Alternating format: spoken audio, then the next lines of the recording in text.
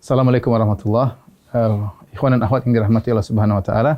Subhanallah, Ramadan kali ini Ramadan spesial, bermunculan imam-imam baru yang sebagian di antara mereka mungkin tidak pernah menjadi imam tarawih seumur hidup. Namun pada kesempatan kali ini mereka harus menjadi imam demi untuk menegakkan ibadah di rumah-rumah mereka karena kondisi pandemi yang ada. Maka yang jadi masalah sebagian dari mereka tidak memiliki hafalan Quran atau hafalan Qurannya sedikit, tidak banyak. Kemudian juga banyak di antara mereka yang ingin bisa menghatamkan Quran dalam sholat tarawih, sementara hafalan Quran yang terbatas. Apa solusi yang diberikan? Maka di antaranya syariat membolehkan seorang sholat sambil membaca dari mushaf, dan ini dipraktikkan oleh Aisyah radhiyallahu taala anha di malam bulan Ramadan. Beliau radhiyallahu anha pernah menyuruh budaknya untuk menjadi imam sambil membaca dari al-mushaf. Ya, dan ini adalah praktik dari para salaf. Az-Zuhri, seorang imam dari kalangan tabi'in, juga mengatakan khiyaruna yaqra'una minal mushaf, yaitu banyak orang-orang soleh juga mereka salat sambil membaca al-mushaf supaya bisa membaca dengan sebanyak-banyaknya dalam salat malam atau salat tarawih. Di antara cara yang bisa kita gunakan untuk baca mushaf adalah meletakkan mushaf suatu tempat di depan kita. Nah, kita menghadap kiblat sementara mushaf di depan kita sehingga kita baca seperti biasa. Setelah itu nanti kalau kita mau ruku, ya terpaksa mungkin kita agak ke kiri sedikit, kemudian kita baru ruku, Allahu Akbar, ya.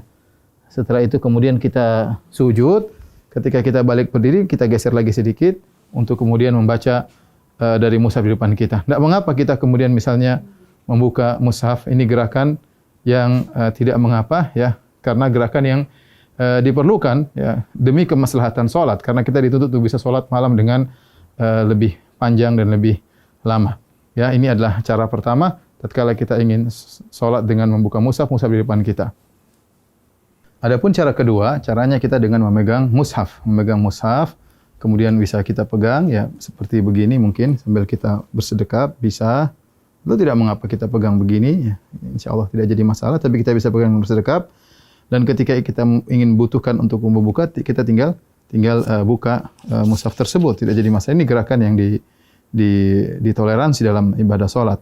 Nah, ketika kita ingin ruku atau ingin sujud, maka kita bisa meletakkan di meja seperti ini, baru kita ruku.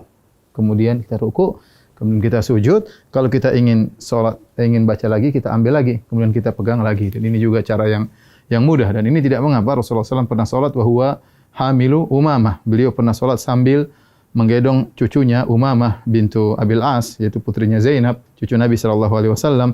Ketika Nabi SAW fa idza sajada, ya, wada'aha. Kalau Rasulullah sujud, maka Rasulullah meletakkan Umamah. Kalau Rasulullah SAW berdiri, hamilah Rasulullah SAW memegang Umamah. Ini cara kedua yang bisa kita lakukan. Adapun cara ketiga yang mungkin mudah juga adalah dengan menggunakan HP, ya.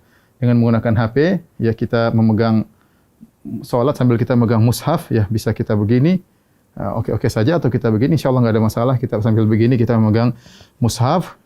Ketika kita ingin ruku, maka tinggal kita masukkan di kantong, baru kemudian kita ruku dan salat seperti biasa. Nanti kalau kita ingin lanjutkan, tinggal kita pegang kembali, kemudian kita baca mushaf, terserah mau setengah juz, 1 juz, sepuas kita, dan ini gerakan yang ringan juga dengan memegang mushaf.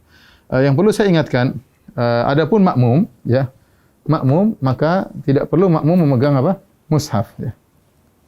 Ya, jadi sebagian makmum tatkala mereka salat, mereka sambil mengikuti bacaan imam dengan memegang mushaf, dan ini adalah cara yang keliru, karena makmum tidak perlu untuk memegang mushaf. Yang perlu adalah imam.